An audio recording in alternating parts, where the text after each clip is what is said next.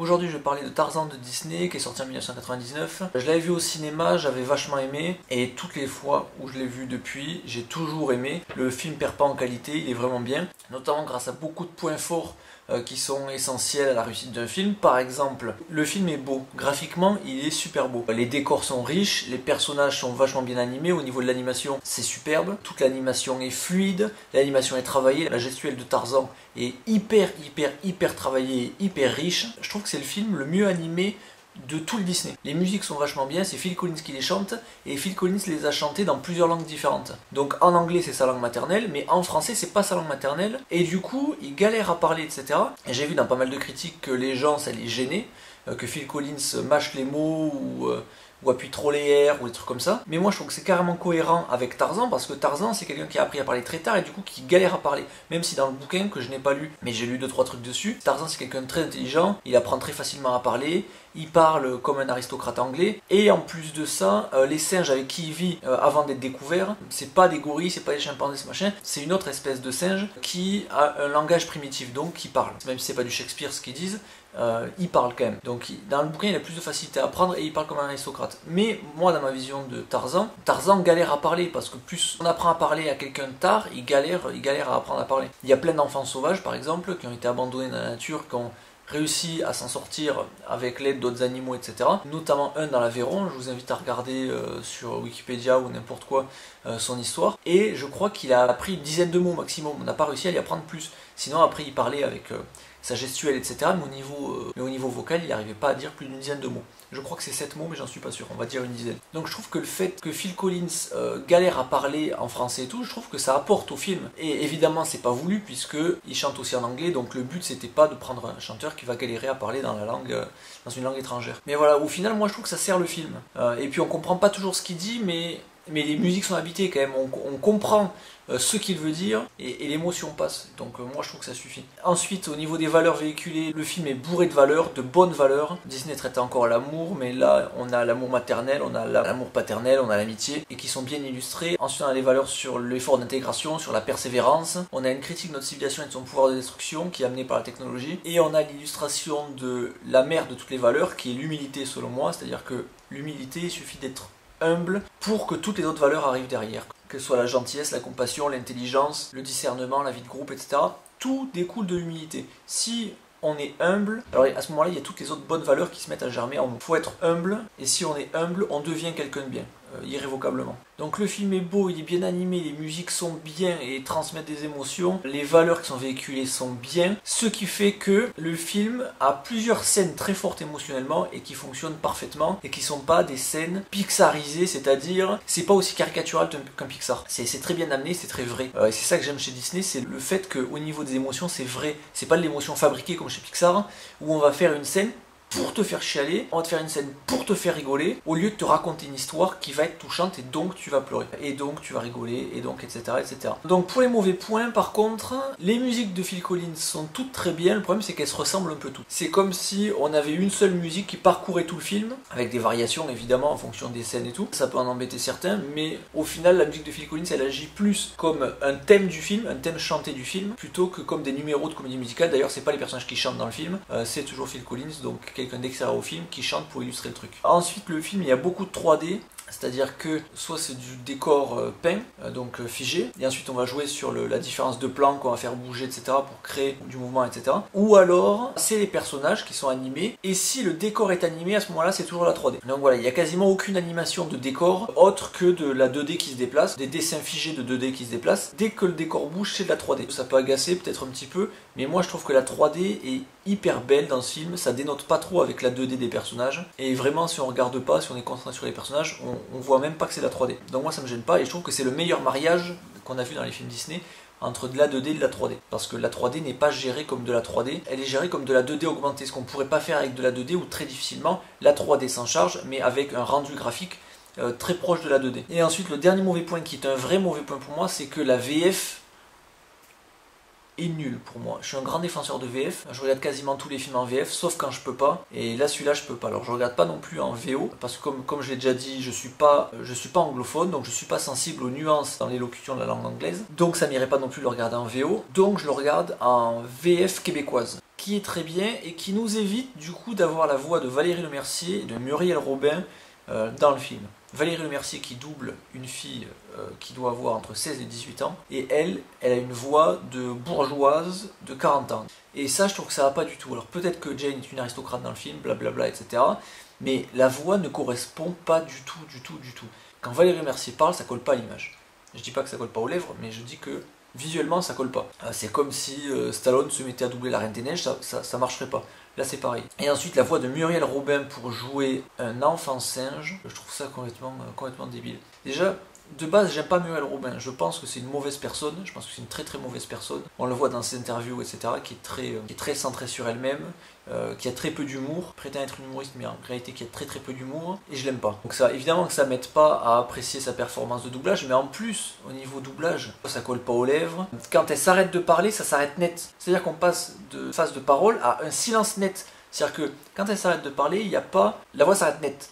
Voilà. Ce qui fait que ça fait pas du tout bon doublage. Je sais pas comment l'expliquer, mais moi ça me choque. Et je trouve que Muriel Robin, en plus d'être une mauvaise humoriste, une mauvaise personne, je trouve que c'est une mauvaise actrice de doublage. Et comme le film est super, moi ça me gâche le film. Heureusement que les Canadiens ont fait leur version française à eux, qui est bonne, du coup ça me permet de le regarder, mais sinon ça me gâcherait totalement le film. Donc pour conclure, ce film je l'adore, il fait partie de mon top 3 des meilleurs Disney, je le conseille à tout le monde, sur 10 je lui mets 9. Donc voilà, donc maintenant je vais passer au spoiler pour dire plus en profondeur ce que j'ai aimé. Si vous n'avez pas vu le film, allez le regarder et vous reviendrez après pour regarder. Et voilà, donc pour ceux qui s'arrêtent là, à plus.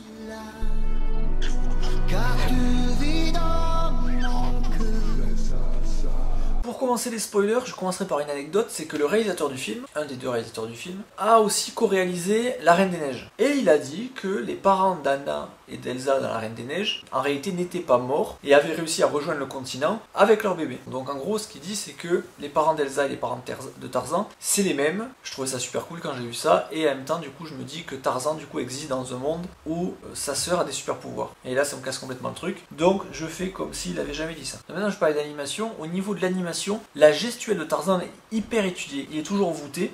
Il se tient pas droit comme un cador ou machin ou comme un humain. Le fait d'avoir toujours marché à quatre pattes, même si quand il se met debout, il est toujours voûté, etc. Il marche sur ses jointures, il marche pas comme ça, là, à quatre pattes comme ça. Et il marche pas à quatre pattes, même s'il fait comme ça, avec une logique d'humain. C'est-à-dire qu'il bouge vraiment comme un singe. Et il y a un truc qui illustre bien ça, c'est quand il se bat contre Sabor, il a sa lance, Sabor met un coup de griffe et il explose le bout de sa lance. Et il y a Tarzan qui tombe et qui se rattrape. Et en fait, il est posé sur son coude, il est posé sur ses deux jambes, sur ses deux coudes, et il tient son truc comme ça. Et pour lui, c'est une position qui est totalement naturelle. C'est-à-dire qu'il utilise tout son corps pour se mouvoir dans son environnement à lui, qui est la jungle, et il n'est pas du tout handicapé par son physique. Comme un humain, bon, ben, il est sur ses deux pattes, tu le pousses, et de suite il va être complètement perdu, et son premier truc, ça va être de se remettre debout, parce que sinon il est complètement vulnérable. Là, il peut être dans n'importe quelle position, il trouve toujours une position qui lui va, et il est toujours à l'aise avec son corps. Et ça, je trouve que c'est hallucinant. Et j'ai pas vu le dernier Tarzan qui a été fait par des Allemands en 3D, là, mais quand je voyais les bandes annonces, je me disais, nom de Dieu, mais la gestuelle, elle n'est pas du tout étudiée, quoi. Comment on peut faire un film Tarzan avec une telle gestuelle en passant après le Tarzan de Disney? C'est ce que j'avais dit avec La Belle et la Bête. Comment le réalisateur français, dont j'ai oublié le nom, a pu faire La Belle et la Bête avec Léa Seydoux et Vincent Cassel, et faire La Bête qu'il a fait, qui est figée, qui est pas bien pour moi? Comment il a pu faire ça après La Belle et la Bête? Comment il a pu avoir l'arrogance de se dire, je vais passer après La Belle et la Bête de Disney, je vais faire mon truc et ça va être super. Et là c'est pareil, les Allemands qui ont fait ce film, je l'ai pas vu, j'ai pas envie de le voir. D'ailleurs je sais pas si je l'ai mis sur ma liste Sens Critique des films que j'aimerais voir pour pouvoir les détester légitimement, mais s'il y est pas je vais le mettre. Donc voilà, donc la gestuelle est hyper étudiée et c'est super beau. Et d'ailleurs quand il se bat contre Sabor, à un moment, Tarzan s'enfuit et il se retrouve à marcher en marche arrière en regardant yeux dans les yeux Sabor, et du coup il se retrouve comme dans les films d'action, quand il y a une poursuite et qu'il y a le héros qui fait un demi-tour et qui se retrouve en marche arrière face à face avec le poursuivant, et que la course-poursuite continue comme ça, avec slalom entre les voitures, etc. Comme dans Kingsman par exemple, ou comme dans 60 secondes chrono avec Nicolas Cage. Ça te montre visuellement que le personnage il est hyper balèze. Il y a quelque chose d'incroyable à voir des gens qui utilisent leur corps comme ça. C'est pour ça que c'est plaisant de voir des gens qui maîtrisent parfaitement les arts martiaux, etc.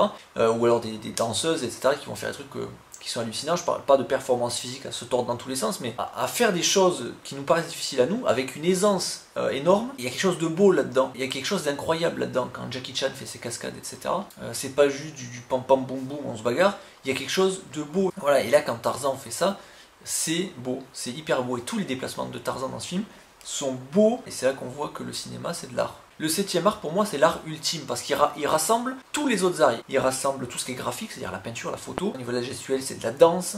Au niveau du parler c'est de la littérature, théâtre. Ensuite le tout est appuyé par la musique. Donc le cinéma ça englobe tous les arts. Et quand il y a tous ces arts-là qui sont au top, c'est-à-dire au niveau de l'écriture, c'est-à-dire au niveau visuel, c'est-à-dire au niveau du mouvement des acteurs, de leur déplacement dans l'espace, etc., au niveau de la musique, je ne sais plus si je l'ai dit, ça te donne une œuvre ultime, qui a un pouvoir d'évocation émotionnelle bien plus grand qu'une peinture seule, ou qu'une musique seule, ou qu'une pièce de théâtre seule, ou un truc comme ça, quoi. Donc c'est pour ça que le cinéma, c'est mon art préféré, parce que pour moi c'est l'art ultime. Le seul problème du cinéma c'est que ça laisse très peu de place à l'imagination. Dans le film, Tarzan est hyper viril, dans le sens où il est hyper fort. Dans le film, Clayton, le méchant, est hyper viril. Alors qu'est-ce qui fait que un est bien et l'autre n'est pas bien? Les deux sont des hommes. Pas un homme comme toi! Ben, la différence c'est la morale. Toujours on juge les gens sur leur morale. Évidemment qu'il y a quelque chose de fascinant de voir un homme qui est hyper musclé, hyper puissant, etc. Mais si sa puissance est utilisée pour faire des mauvaises choses, dans tous les cas, la personne va le détester et dans tous les cas, on ne le respectera pas. On le craindra peut-être, on ne le respectera pas. Donc quoi qu'on soit, quelles que soient nos caractéristiques, on nous jugera toujours sur notre morale. Et donc là, qu'est-ce qui différencie Clayton de Tarzan? Tarzan est hyper puissant, mais comme je l'ai dit, il est humble. Quand il arrive à tuer Sabor, là où Kerchak n'a pas réussi, il n'en profite pas pour s'ériger en chef du groupe, à se dire maintenant c'est moi le big boss, etc. Qu'est-ce qu'il fait? Il prend Sabor et il l'amène à Kerchak. Il le pose par terre, et puis il se recule en baissant la tête. Manière de dire, c'est toi le chef, t'as toujours été le chef, et je remets pas en cause son autorité, et moi je reste à ma place. Là où au contraire, Clayton il va chercher à dominer les autres, en capturant des gorilles pour le vendre aux zoos, il cherche son intérêt personnel à lui, du coup ça en fait une mauvaise personne. Les deux sont balèzes, Clayton est très musclé, etc. En plus il y a toute la technologie qui est de son côté, ça aussi c'est intéressant, c'est-à-dire que dans la nature, le plus fort d'un groupe est à la portée du plus faible du groupe. C'est-à-dire que s'ils se battent, le plus faible a toujours une chance de l'emporter sur le plus fort. Dans notre monde à nous, dans notre monde civilisé, l'apport de la technologie accroît la puissance des hommes. C'est-à-dire que celui qui a la technologie, c'est lui le plus puissant. Et donc si celui qui a la technologie, c'est le mec le moins moral, dans ce cas-là, il va avoir un pouvoir destructeur énorme. Dans la nature, les animaux se battent. Ils se battent pourquoi? Ils se battent pour deux choses, pour deux raisons. On va dire trois. Soit pour s'amuser, là ils se battent gentiment. Ou alors ils se battent pour la reproduction. Deux mâles vont aller se battre, s'affronter pour avoir la femelle. Mais ce ne sera pas des luttes à mort. Et la troisième raison, c'est pour manger. C'est-à-dire, mais pas tous les animaux, que les animaux carnivores, qui représentent, je crois, 25% de la population animale. Si j'exclus l'homme, évidemment. Parce que là, vu la consommation d'animaux des hommes, ça fait complètement s'écrouler la balance. Les hommes et les animaux qu'élèvent les hommes, c'est 98% de la biomasse de la planète. Autrement dit, il n'y a que 2% des animaux qui habitent sur cette planète qui sont des animaux sauvages. Donc voilà, donc je mets de côté les hommes, donc je compte que les vrais carnivores. Ces vrais carnivores-là, donc il y en a 25% sur l'ensemble des animaux sauvages. Et voilà, et donc ceux-là tuent pour manger. Mais c'est les seules raisons pour lesquelles les animaux se battent dans la vraie vie. Et quand ils se battent, mis à part le fait quand c'est pour manger, c'est pas des luttes à mort. Voilà. Là où les hommes se battent avec l'appui de la technologie, et ça fait des carnages. Donc, quand on voit les guerres, etc., je crois que la première guerre mondiale c'est dans les 20 millions de morts, quelque chose comme ça. La deuxième, on est à 50 millions de morts. Donc la technologie appuie le pouvoir destructeur des hommes. Donc le problème, c'est que dans notre monde civilisé, l'homme qui a le plus de technologie n'est plus du tout à la portée du mec qui a aucune technologie. Allez vous battre face à un mec qui a un fusil, un gilet pare-balles, etc., etc. Vous n'avez aucune chance. Sauf si vous arrivez quand il dort et par derrière et voilà, bon. À part ça, vous n'avez aucune chance. Donc voilà, ce qui fait que dans notre monde civilisé, il suffit d'avoir l'argent, et donc l'armement, etc., pour pouvoir dominer les autres. Et si on n'a pas un bon sens moral, à ce moment-là, c'est de la mauvaise domination. Et là, eh ben, on a le monde tel qu'on l'a aujourd'hui. Voilà. Super. Ensuite, je vais terminer par les scènes fortes. Déjà, il y a la première scène, c'est la scène du naufrage et ensuite de la construction de la maison, par les parents de Tarzan, les parents biologiques. Dans cette scène, ils se disent pas un mot, les parents, et pourtant, on voit à quel point ils sont amoureux, on voit à quel point ils tiennent l'un à l'autre. C'est-à-dire que le premier plan du film, c'est un gros plan sur le visage à Tarzan, qui est dans le canot de sauvetage, et le canot de sauvetage descend par à coup, comme ça, c'est-à-dire qu'on sent que c'est quelqu'un qui le fait descendre, et là il y a la mère qui a un regard super inquiet, mais pas qui est super inquiète, par exemple à protéger son enfant et être complètement tournée vers lui ou quoi, mais elle regarde son mari qui est en train de les faire descendre. Donc on a la mère qui est super inquiète pour son mari qui risque sa vie pour les faire descendre, et de l'autre côté on a le père qui risque sa vie pour sauver sa femme et son fils, et lui derrière il y a tout le bateau qui crame, etc. Donc rien que ça, on voit tout l'amour qu'il y a entre eux. Ensuite le père à Tarzan plonge pour les rejoindre, et là il y a la mère à Tarzan qui cherche avec à un moment, Jane parle de l'intensité du regard de Tarzan, et là le regard des deux là, il est super intense. Le regard de la mère de Tarzan qui cherche le père dans l'eau, etc., parce qu'il ne voit pas remonter, etc., est hyper intense. Le père à Tarzan qui ressort de l'eau, Et là, de suite, qu'est-ce qu'elle fait la mère? Elle l'attrape de suite pour l'aider à monter sur le canot. C'est des petits gestes comme ça qui visuellement te montrent à quel point ils sont liés les deux. Et dès que lui est monté, et d'ailleurs j'adore l'animation au moment où il monte, ça fait très, c'est hyper fluide, c'est hyper beau. Et il monte sur le canot et le premier truc que font les deux, c'est se regarder dans les yeux. Et on a un champ sur la mère de Tarzan qui regarde, le contre-champ sur le père de Tarzan qui regarde. Les deux ont un regard super intense. Plan suivant, les deux se prennent dans les bras. Et puis ensuite ils se relâchent. Et là ils commencent à ramer. Il faut aller rejoindre la terre ferme pour sauver leur fils. Et ensuite il y a toute la scène où ils construisent leur maison. Où par exemple sur un plan il y a le père de Tarzan qui porte seul une poutre. Et là il y a la mère de Tarzan qui arrive par derrière, qui porte la poutre avec lui. Les deux se regardent. Il y a un moment d'arrêt. Et puis là les deux se remettent à porter. Et puis ils y vont. C'est comme pour dire le père qui dit « Je t'aime donc je ne veux pas que tu m'aides ». Et puis là il y a la mère de Tarzan qui arrive en disant « Je t'aime donc je t'aide ». Et là c'est super beau. Et ça se termine par leur mort où les deux sont quasiment enlacés par terre. Ils sont morts les deux à côté. Et ça clôture leur histoire. On les a vus 3 minutes même pas. Et on a vu à quel point ils étaient amoureux. On a vu à quel point ils étaient bien ensemble. Et ça je trouve ça super beau. Donc ça c'est par rapport à l'amour du couple. Et d'ailleurs quand la mère adoptive de Tarzan, la gorille, arrive dans la cabane des parents de Tarzan quand ils sont morts, à l'agencement de la pièce on voit ce qui s'est passé. Sans qu'on nous le dise on voit ce qui s'est passé. C'est-à-dire que par exemple Tarzan est recouvert d'un drap, donc on peut imaginer qu'un des deux parents de Tarzan, avant que Sabor puisse rentrer, a recouvert Tarzan pour que Sabor s'en prenne à eux plutôt qu'à leur fils. On voit par exemple un bout d'un meuble qui est complètement explosé par un coup de fusil. On voit aussi une vitre qui est complètement explosée, sachant que Sabor n'a pas pu rentrer par là parce que sinon il se serait explosé les flancs, vu comment la vitre est pétée. Donc il est forcément rentré par la porte, donc on peut imaginer que le premier coup a été arrêté par le meuble qui a explosé. Sabor a dû se déplacer dans la pièce en montant sur le plafond, etc. Le deuxième coup est parti dans la vitre, et que là la personne qui tenait le fusil, que ce soit le père ou la mère, a voulu ouvrir le fusil pour recharger, mais il n'a pas eu le temps parce que on voit le fusil qui est par terre, le fusil est ouvert et il y a les deux balles qui sont à côté. Autrement dit, les deux balles ont été tirées du même endroit et en voulant recharger, le premier s'est fait attaquer. Donc le deuxième a dû lutter parce que tout était en bazar et le deuxième est mort. On ne nous a pas montré la scène, mais juste en nous montrant ces deux trois trucs comme ça, on comprend ce qui s'est passé et on comprend à quel point ça a dû être horrible pour eux, quoi. C'est la première scène forte. La deuxième scène forte, on va passer sur l'amour maternel maintenant. On avait l'amour du couple, maintenant on passe sur l'amour maternel. C'est la scène où Tarzan se sent rejeté par les autres, il se sent pas accepté, il se sent pas à sa place. Enfin, c'est pas qu'il se sent pas à sa place, mais il se sent pas comme les autres. Tout simplement parce qu'il est différent et donc ça lui pose un problème. Et il va au bord d'un point d'eau, et il attrape de la boue, il se le met sur le visage et ça pour ressembler à un singe.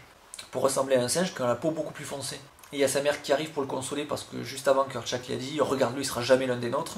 Et donc la mère arrive et elle lui dit « Qu'est-ce que tu fais Tarzan ?» Et elle lui dit « Pourquoi je suis si différent ?» Et il y a la mère de Tarzan qui lui dit « Parce que tu es couvert de boue ». C'est-à-dire que déjà là, elle fait tout pour protéger son enfant du regard des autres, etc. Et toute la scène, ça se continue. C'est-à-dire que elle lui dit si t'es différent, c'est parce que t'es couvert de boue. Elle dit pas du tout parce que t'es un humain, que en fait, t'es pas de la même espèce que nous, quoi. Elle dit parce que t'es couvert de boue. Et Tarzan le prend mal, il dit arrête, mais regarde-moi, etc. Et il y a la mère qui lui dit mais je te regarde Tarzan, et tu sais ce que je vois? Elle lui dit je vois 2 yeux, et 2 oreilles, et un nez, etc. Et il y a Tarzan qui lui dit et 2 mains, sachant que les singes ont plus ou moins 4 mains. Lui il croit que ce qu'il apporte de l'eau au moulin de sa mère, en fait il apporte pas vraiment l'eau à son moulin. Et là ils mettent les mains l'une contre l'autre, et Tarzan voit bien qu'il n'a pas une main comme celle de sa mère. Donc là il se renfrogne un peu, il est renvoyé à sa propre différence. Et là, du coup, sa mère, en dernier recours, elle lui prend sa main, elle lui met contre son cœur, elle lui dit qu'est-ce que tu sens? Elle lui dit mon cœur. Et là, elle l'attrape, elle fait venir contre son propre cœur. Et là, la mère de Tarzan l'attrape, le fait venir contre son propre cœur, et lui dit et là, qu'est-ce que t'entends? Et elle lui dit ton cœur. Et là, elle lui dit ben voilà, tu vois, on est pareils tous les deux. Donc là, on a tout l'amour maternel qui veut protéger à mort son fils. Et j'avais eu une discussion il n'y a pas longtemps avec une amie où on parlait, alors c'était pas vraiment ça le sujet, on parlait de l'arrivée prochaine des grossesses ex-utéro qui viendraient pour moi achever la maternité, le sentiment maternel. Donc je lui disais, la grossesse ex-utéro, elle y croyait pas, elle me disait mais non ça arrivera jamais. Moi je lui disais si ça va arriver parce que, comment ça s'appelle, ça permet de faire du fric, c'est-à-dire qu'une femme enceinte ça rapporte pas d'argent. Par contre faire grandir un bébé dans un labo pharmaceutique ou un truc comme ça par contre ça rapporte de l'argent parce que les parents ils vont payer la location, machin. Donc dans une logique capitaliste, c'est évident que ça va arriver. Dès que ce sera possible, ça va arriver. Ensuite ça permettra de dire, les femmes pourraient continuer à travailler, puisque c'est plus vous qui porterez l'enfant, vous aurez plus à subir le traumatisme de l'accouchement, vous pourrez continuer à boire, à fumer, sans incidence sur l'enfant. Ensuite, si votre alimentation, vous alimentez pas correctement ou machin, votre enfant ne sera pas impacté parce que lui, il sera dans un liquide amniotique qui sera hyper enrichi, etc. Donc en gros, ça voudra dire, si vous voulez porter votre enfant dans votre ventre, déjà vous êtes une femme des cavernes, et en plus de ça, vous risquez de mettre au monde un enfant qui sera moins en forme qu'un enfant qui sera formé ex-utéro. Donc en gros, ces deux éléments feront que toutes les femmes ne porteront plus leur enfant, et voilà. Donc je lui disais ça. Et dans ça, je lui disais, et en plus on mettra en avant le fait qu'il n'y aura plus d'enfants handicapés, etc. Je lui ai dit ce qui va achever 2 fois la maternité, parce que je pense que quand on a un enfant handicapé, on l'aime 2 fois plus qu'un enfant normal, parce que l'enfant normal est accepté par le monde, là où l'enfant handicapé est un peu rejeté. Et du coup, l'amour maternel, c'est-à-dire l'amour de protection émotionnelle, là où la mère va protéger émotionnellement son enfant, va être beaucoup plus fort, parce que tout simplement l'enfant a besoin de beaucoup plus de protection émotionnelle, il a besoin d'une réserve d'amour bien plus importante qu'un enfant qui va être accepté par le monde. Voilà. Et dans ce film, là, Tarzan n'est pas comme les autres, du coup il a besoin de beaucoup plus d'amour, et là l'amour maternel il est présent. On s'appelle la mère, elle fait tout pour que Tarzan ne se sente pas autre, etc. Donc voilà, donc ça c'est pour la deuxième scène émotionnellement super forte. Ce qui m'amène à un sujet qui est l'effort d'intégration, c'est-à-dire que Tarzan, dans le film, il fait tout pour être intégré auprès des autres gorilles. Il considère que chez lui, c'est avec les gorilles, d'ailleurs à la fin, il a un choix à faire. Si Tarzan commence à partir avec Jane, c'est pour être avec Jane. Mais à la fin du film, il fait le choix de rester avec les gorilles. Il dit chez lui, c'est chez les gorilles. Et puis voilà, et donc, vu qu'il se sent chez lui, chez les gorilles, il fait tout pour s'intégrer auprès des gorilles. Il le dit, je ferai tout pour être un singe comme les autres, je ferai tout pour être le meilleur des singes, etc. Et Kerchak, il sera obligé de m'accepter. Il se contente pas de dire, ouais, mais lui, même pas, parce que je suis pas de la même espèce, oh là là, c'est trop un spéciste, etc.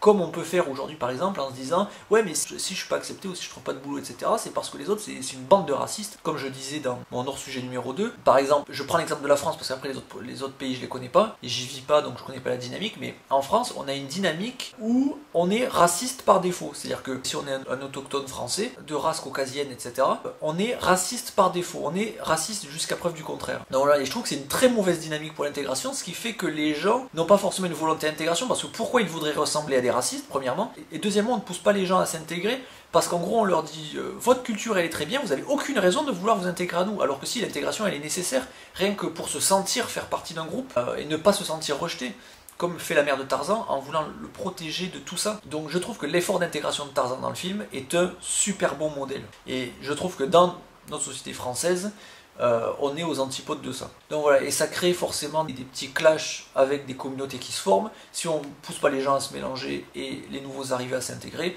et forcément qu'au bout d'un moment, les différences font qu'il y a des clashs, même si on nous répète la différence est ta force, et même si on nous dit, c'est un humoriste qui disait ça, on est tous pareils, donc acceptons nos différences.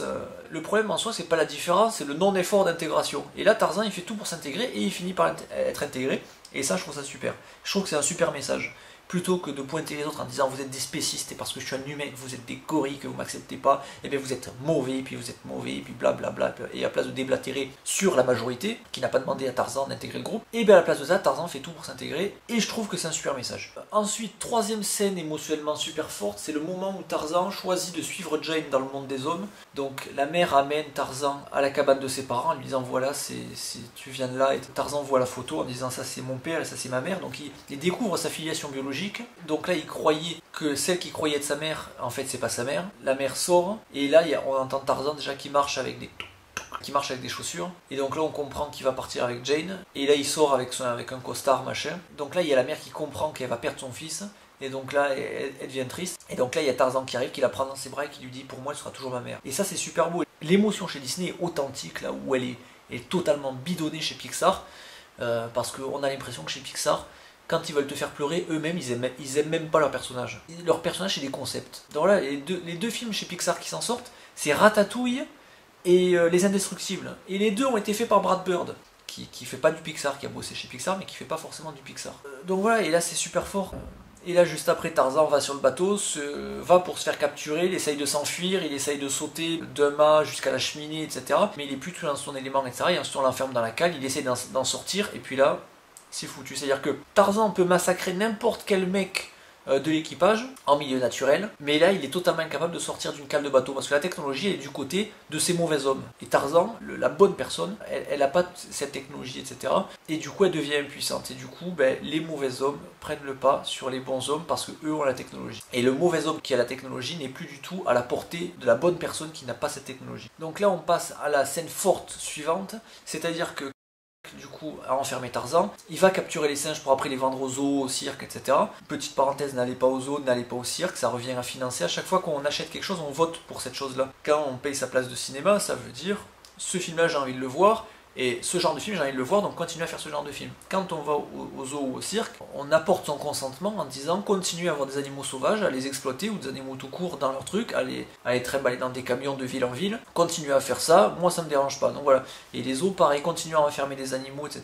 Et comme sortent pas l'argument de c'est pour préserver les espèces, parce que plus des 3/4 des espèces qui sont dans les zoos ne sont pas des espèces qui sont menacées d'extinction. Donc c'est pas fait pour protéger les espèces, c'est fait pour faire du business juste. Donc s'il vous plaît, n'allez pas dans les zoos, n'allez pas dans les cirques. Les animaux n'ont pas leur place là-bas, ils doivent vivre dans la nature, entre eux, entre congénères, et ils doivent pas passer leur vie là pour l'amusement occasionnel d'humains qui vont aller bouffer leur sandwich ou popcorn et regarder à travers la vitre en disant ah t'as vu un ours c'est gros, ah ouais c'est gros. Ah t'as vu le gorille là il gratte son nez, oh c'est super rigolo, tiens je vais filmer avec mon smartphone, je vais mettre sur Facebook, je vais avoir 22 likes, c'est super. Je veux dire, nous c'est ça, eux ils passent leur vie là-dedans, donc s'il vous plaît n'y allez pas, n'apportez pas votre argent à ça. Et en plus vous verrez que votre dignité va en être gonflée et vous vous aimerez plus. Le fait de ne pas participer à ce genre de choses, de refuser d'y participer, vous vous aimerez plus. Donc vous avez tout à y gagner là-dedans.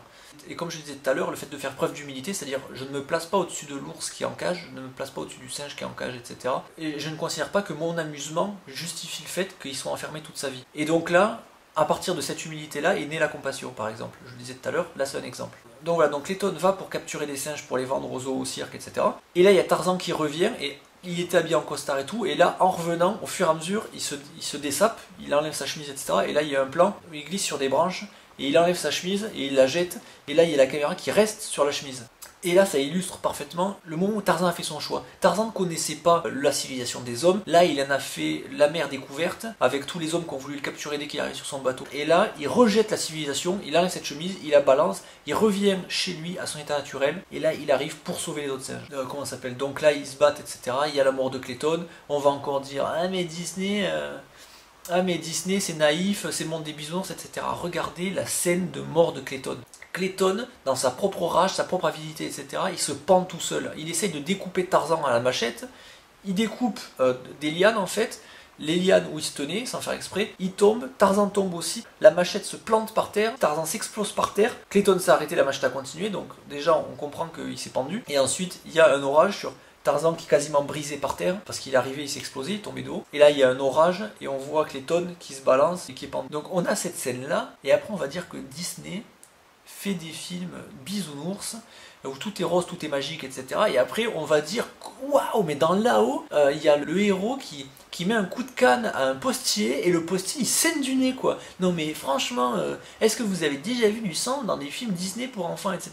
Oui, regardez, La Belle et la Bête qui se fait poignarder dans le dos, etc. Du sang, chez Disney, il y en a, faut arrêter avec ça. Et Disney, c'est des films qui sont beaucoup plus adultes que les Pixar. Les Pixar, c'est pas des films pour adultes. Les films Pixar, c'est des films aseptisés. Émotionnellement, il y a tous les niveaux. Et c'est juste des films qui se donnent des allures adultes, etc. Mais en réalité, c'est pas des films adultes. Les films Disney sont des films beaucoup plus adultes que les films Pixar. Donc voilà, donc Clayton meurt juste avant que Clayton avait tiré sur Kerchak, quand Kerchak a voulu protéger Tarzan. Donc là, on a Kerchak qui a jamais voulu reconnaître Tarzan comme son fils, ni comme quelqu'un qui fait partie du groupe. Donc Kerchak il montre jamais qu'il aime Tarzan, mais à chaque fois qu'il faut, à chaque fois que Tarzan est en danger, à chaque fois il y a Kerchak qui arrive et qui s'interpose. Que ce soit Sabor au début du film, ou que ce soit Clayton à la fin du film. Et à chaque fois il risque sa vie pour sauver Tarzan. Et je trouve qu'on a parfaitement illustré l'amour maternel au début du film, qui est le côté protection émotionnelle, le côté réserve d'amour constant, qui est que même si personne ne t'aime, la mère aimera toujours son enfant. Donc voilà, donc l'amour maternel a parfaitement été illustré, et là on illustre parfaitement l'amour paternel, c'est-à-dire que c'est pas un amour qui est exubérant, etc., à toujours dire ah je t'aime, mais c'est comme ça que je conçois l'amour paternel, c'est un amour qui n'est pas exubérant, mais quand il faut intervenir physiquement, il sera toujours là. Il n'aura pas ce rôle de protecteur émotionnel, mais il aura un rôle de protecteur physique. Et voilà, et Kerchak a beau dire à Tarzan qu'il l'accepte pas, qu'il ne le reconnaît pas comme son fils, etc., pendant tout le film, à chaque fois il est présent pour le défendre, et ça c'est super bien. Et à la fin du film, il lui dit t'as toujours été l'un des nôtres, etc. Et on comprend que s'il n'acceptait pas Tarzan, c'est parce qu'il avait perdu son propre fils au tout début du film, et que là il y a la mère qui ramène Tarzan en disant il faut s'en occuper, et qu'il a vu ça comme un remplacement, et que lui, pour lui c'était pas concevable de remplacer son fils perdu par un autre qui venait juste d'arriver. Donc voilà, mais à la fin il reconnaît son erreur, et qu'il aurait dû reconnaître Tarzan pour ce qu'il est, et pas en tant que remplaçant de son enfant d'avant. Donc voilà, et il lui dit c'est moi qui fais une erreur, t'as toujours été l'un des nôtres, et là il meurt, et là c'est beau. Donc voilà, donc je pense que la vidéo sera super longue. Il y a plein de trucs à dire sur le film, mais là j'ai dit l'essentiel, pourquoi j'aimais le film, etc. Donc je pense que ça suffit. Après regardez-le, faites-vous votre avis. Mais ce film est génial et voilà, et je vous conseille de le revoir et de le revoir. Et le jour où vous aurez des enfants, si vous n'en avez pas déjà, montrez-leur, et si vous en avez déjà, montrez-leur. Donc voilà, donc je referai des critiques de Disney. Je sais pas laquelle sera la prochaine, j'arrive pas à me décider, mais j'en ferai d'autres. Donc voilà, à plus. Qu'importe l'heure.